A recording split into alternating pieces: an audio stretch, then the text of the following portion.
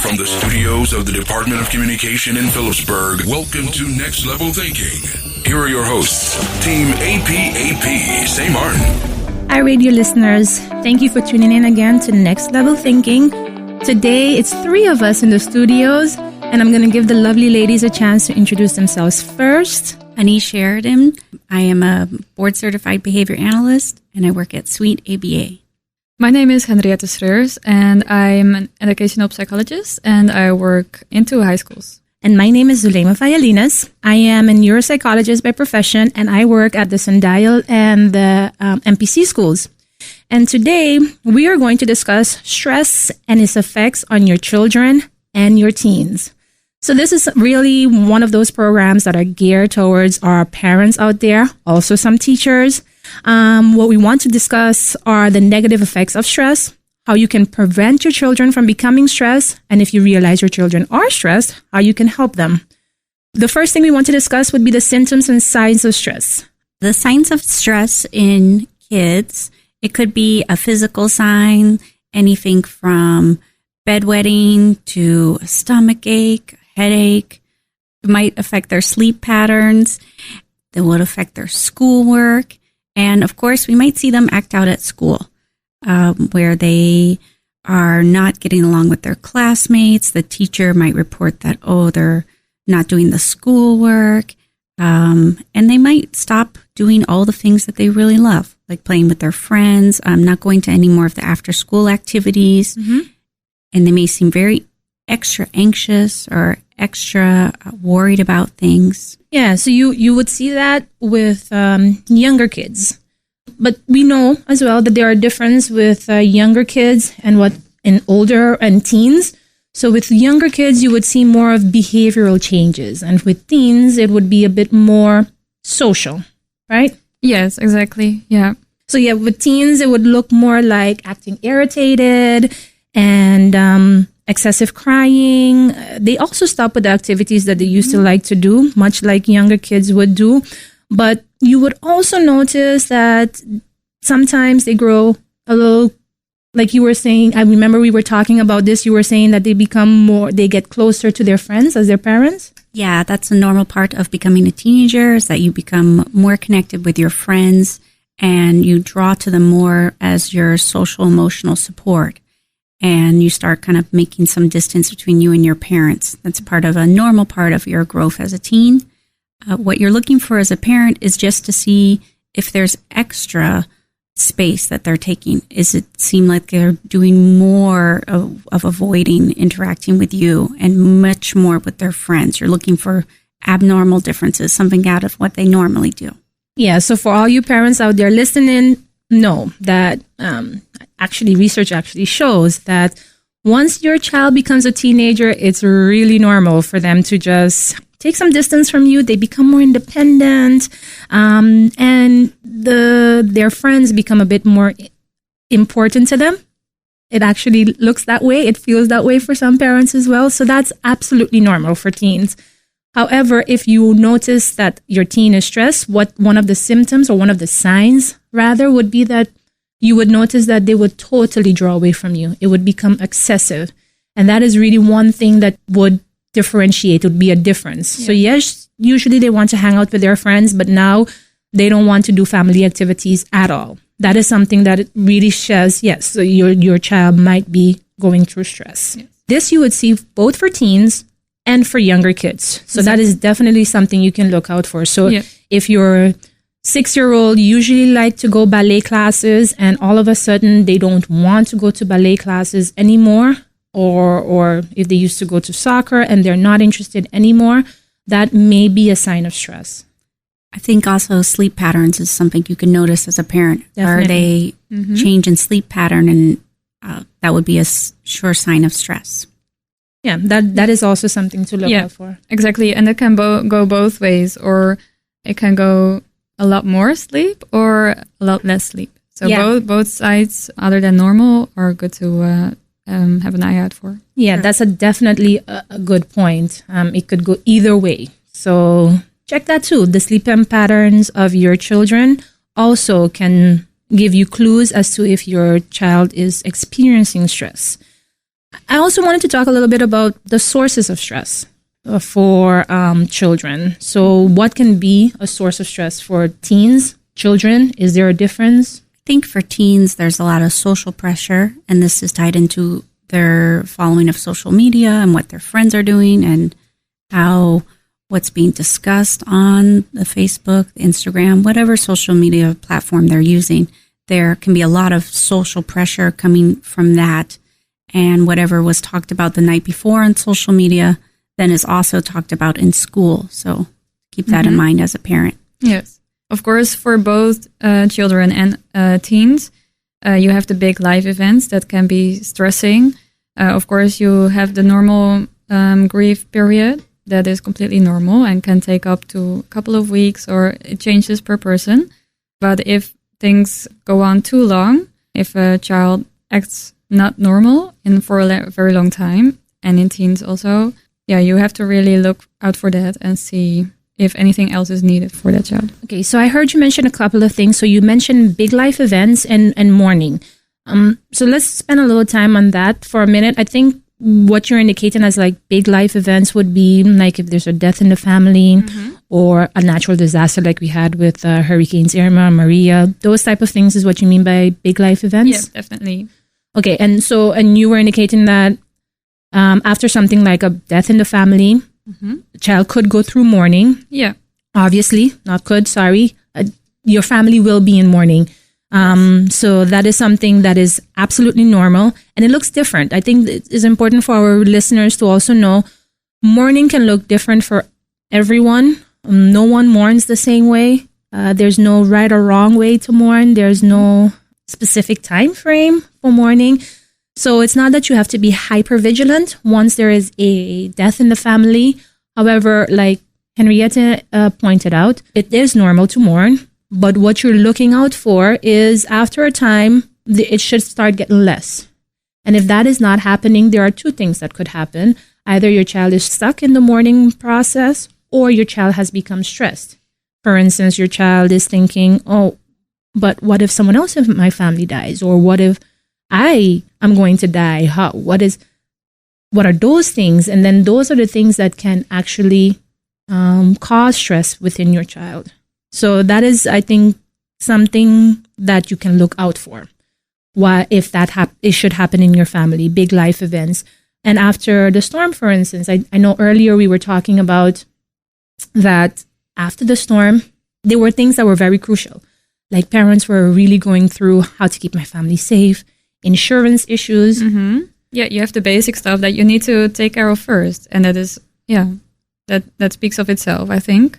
But when all that is done, it's really, sometimes it's easy to forget, because when you're yourself in such a chaotic phase, sometimes it's already hard to take good care of yourself. So let alone for your children in that way. And children can exhibit some signs of stress after such a thing like a natural disaster. So, and all of the things that we talked about earlier, the signs, is something that you can look out for. So even after the natural disaster, after things have calmed down, do you notice a difference in your child's sleeping pattern? Are you noticing that they are not interested? I mean, they have all of this free time now because maybe they're not in school as yet, but they don't want to go out to play. And that is something that they used to love to do. If you are noticing those things, that could mean that your child right now is really experiencing stress. Yes. Yeah. Sometimes there are triggers that you don't see or that is really only noticeable for the child itself. So sometimes it can be challenging to find out what the trigger can be or, what sets it off. Yeah, so you just should be vigilant to look out for the signs. On that point, if parents are highly involved in the school process, they will know more of when their child might be having these signs at school. So keeping a good connection at the school, making sure you're in touch with the teacher on a regular basis, and that way okay, now it's trying to be like, oh, they're not doing what they used to do and they're no longer interested in math. That is definitely one of the points that we would recommend for all parents to be as involved in their school as possible.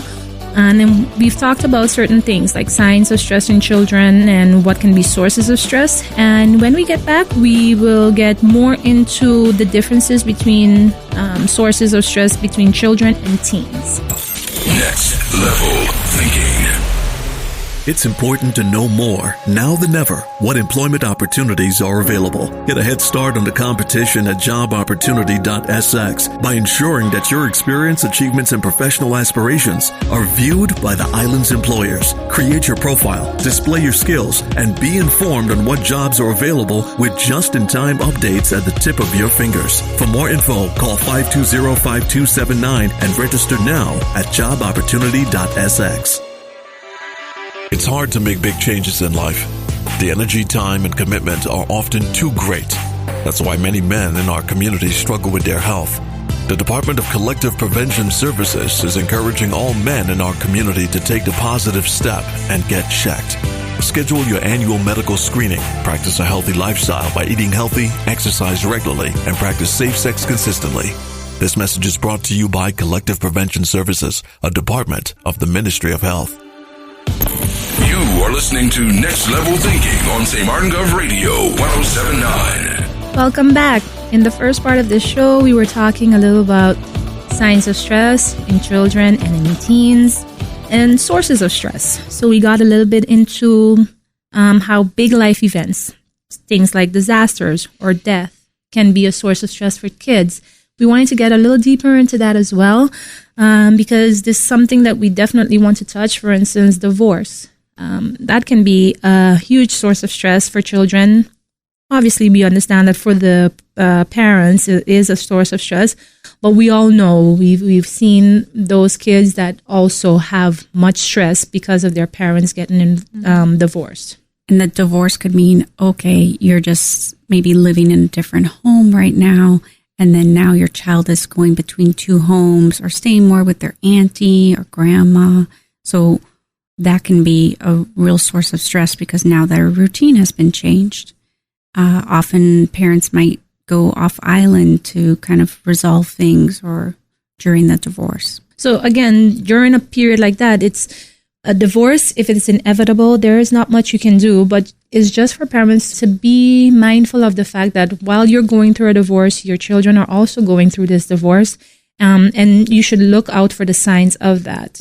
Things like losing a pet is also a source of stress for teens as well as little kids. Definitely the little ones, like the 4 and 5 year olds, that might be their first experience with death. Definitely. If they grow up with a pet, they can really have a strong bond together. So when that pet falls away, then it can be a really stressful thing to happen to a child or a teen. So look out for that as well. And then we have the school setting. That is definitely also a source of stress.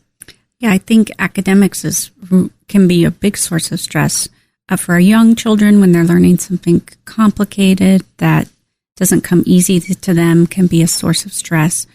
So maybe they're reading, they're not getting it as quick as they had hoped or as the teacher has hoped. And so now there's that pressure being put on them. Or maybe it's math and they're just not understanding the addition or the subtraction for the little ones. Yeah.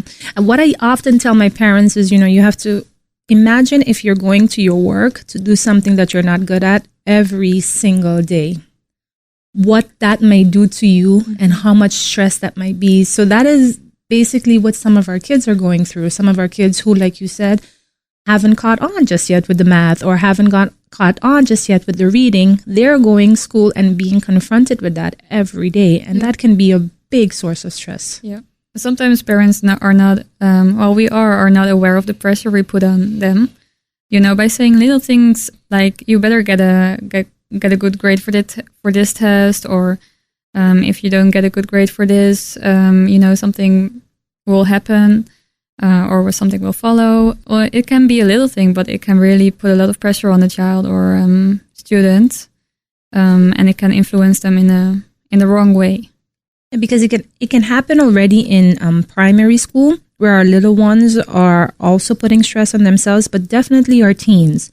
Once they hit high school, many of them are already putting so much stress on themselves to be able to achieve, and then things that we might not pay attention to that we say to them just really adds so much to that stress. Yes. I think also our students who are getting ready to take the FBE exam, that is a lot of pressure on those teens, and they are experience a lot of stress. And how can they, if we're making comments, and so as parents, we can look for like how we can make sure that we are supporting them, reminding them what they are doing well at.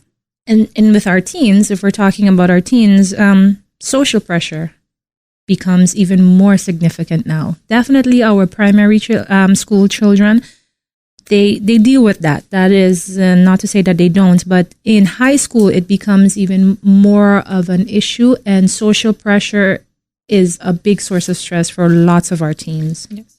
Yeah. Sometimes we can say that they have to learn by doing. So we think that it will solve on its own. They get older and they should be able to handle it themselves along the way. But they really need the support to learn how to, solve problems with others, if they have an argument or things like that. Some students need the extra support in how to deal with it. Yeah, and that is a perfect segue actually to something that I think we really should give some attention to, which is basically that when it comes to stress, is something that is inevitable. You cannot run away from stress in your life. You, not as an adult, also not with children.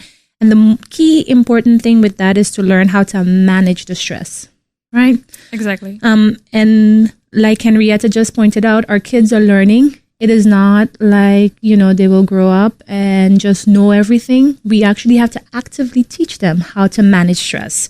So with that, and with that, the key thing is a saying that is very familiar here, that prevention is really better than cure. So the idea with stress is you have to manage it, but you can also prevent it.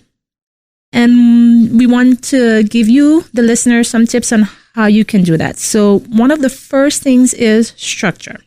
Structure is so important. When your children are little, this is the best time to put it in place. And what does structure mean? Well, you can start with, okay, this is the time that we're going to do homework. And this is the time that I want you to go to bed. And this is when I need you to wake up and when to brush your teeth. And if you find as a parent that it's taking one child longer to get ready in the morning, then allow them that extra time. Some of us can get ready very quickly and be on time for work, and some of us can't. So our kids are just like us, where the children just need the same kind of support, where they might need that more time in their routine. Yeah, and definitely. So the benefits of structure for little kids is that when a child knows what is coming, it helps them deal with the stress. It lowers that stress for them. And that is why structure is such an important part of preventing stress. And we speak now about little kids because that is where, little children, that is where we would like to start so that it becomes a lifelong habit. But these structures that we teach our children are is so much more important for them to carry it on into their teenage years. Again, parents sometimes feel like, oh, this child grown, they know what they're supposed to be doing. However, a teenager needs the same amount of structure, sometimes even more, because they have more things that they need to deal with, right, Henrietta? Yeah, definitely. We often say, don't let height fool you, because just because someone is now taller than you doesn't mean that they know better. So you definitely have to still give them that structure. Yeah, and with teenagers, just as children, once they have a routine built into their life, it helps them to deal with stress. What I want to say, or just to add, is that it can also go the other way. So once they build a wrong routine, like for example, sleeping a lot during the day, sometimes I hear that students do that. It can take a long time to reverse that habit, so to change it. So that's, I think, it's also important to realize that you have to build the right habits. Yeah, I think that is key, because what can also happen is if you get out of your routine, that can be a big source of stress. Affects your whole life. Yeah, it does. And that is something that we also saw, for instance, during the hurricane. Persons weren't going to work and children weren't going to school. And we saw that when the children came back to school, they were happy to get that part of that routine back with them. Yeah, just like normal. Yeah, it felt more normal, and it also helped them to manage their stress. So, and when we get back, we're going to talk a little bit more about how else we can help our children prevent stress in their lives. Stay tuned. Next Level Thinking. Tired of having to search through written job applications? Is it costing your company too much to find suitable talent? JobOpportunity.sx makes paper applications a thing of the past. Find all of your recruitment needs in one place with live email updates accessible from anywhere in the world, and it's free. Creating your profile is fast and easy. JobOpportunity.sx. Call 520-5279 for more info and take your business recruiting methods to the next level.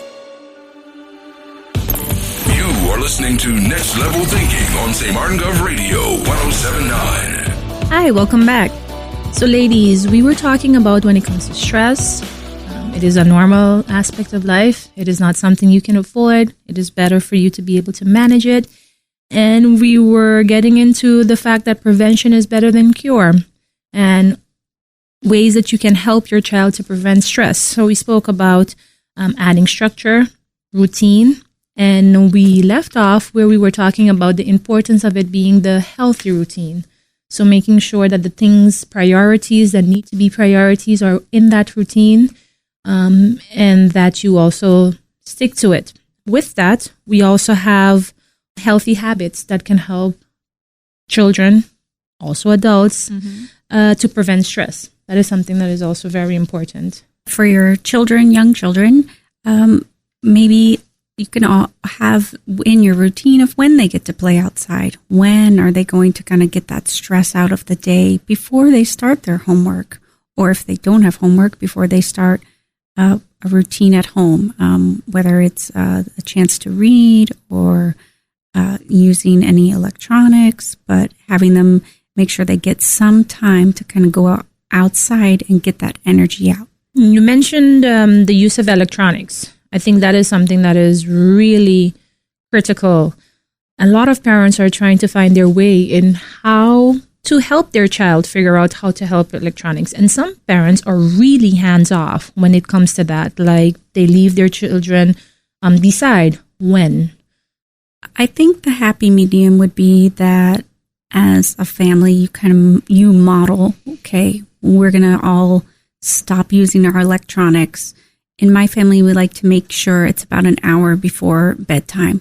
So that way your brain has time to really turn off all that stimulation. If you have a child watching their tablet until the split second before they go to bed, they're not really able to unwind.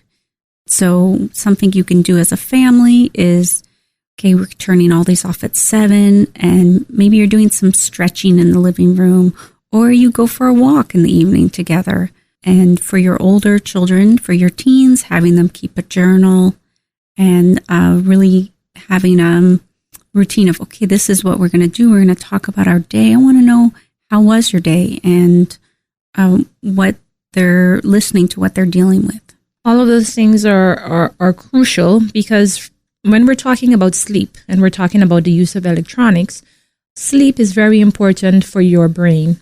And this is crucial. If your child is studying, everything that they have studied, they are now committing to long-term memory during their sleep. So it's very important that they get the sleep. This routine, this healthy routine of sleeping enough, helps their brain to also cope with stress. That's why it's so important for you to have these healthy habits. So your teens that are, on their phones, texting their friends until midnight, it might be a good source of stress stress relief because they're connecting with their friends. However, if they're not getting enough sleep, this can also lead to more stress. So again, we're talking about how to prevent the stress and creating healthy habits like sleeping enough, making sure that you are not making too much use, so the overuse of electronics. These are things that are critical to managing stress. Also, your eating habits, what your kids eat. Mm-hmm. Really important. Of course, it can be difficult, when your daily life is really hectic to get healthy food for your family, but it really can make the difference. Also for the longer term, if they learn how to eat healthy from a young age, then they're way more likely to also do that when they're adults themselves. So it's really important to start with it from a young age on and to learn it from the parents. And in general, these things are all connected. So if you have healthy habits now, especially healthy eating habits, we know that as adults as well, poor health leads to higher stress. So again, when you're talking about modeling what is good for your children, you're really looking at what are the good routines, the healthy habits that you need to give your children now that will help them deal with the stress, but that they can also take into their adult lives. Mm-hmm. So we know high intake of sugar and also processed food, salt, all of those things can lead to unhealthy consequences. Yes. So for your physical health, and this can also lead to stress. So that is just something like a prevention is definitely better than cure in that sense, that the healthy habits, the healthy eating habits, that runs the whole gamut. So it's not only from your mental health, but also for your physical health, and they are connected. Yep. So that is in general just a good habit to start with now, teaching your children proper nutrition. I totally agree, Selima.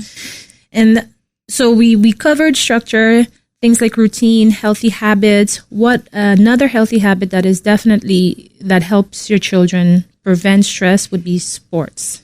Well, sports, as you said, is good for your physical health as well as for your mental health. So there's really no reason to not do sports. It has only good things from it.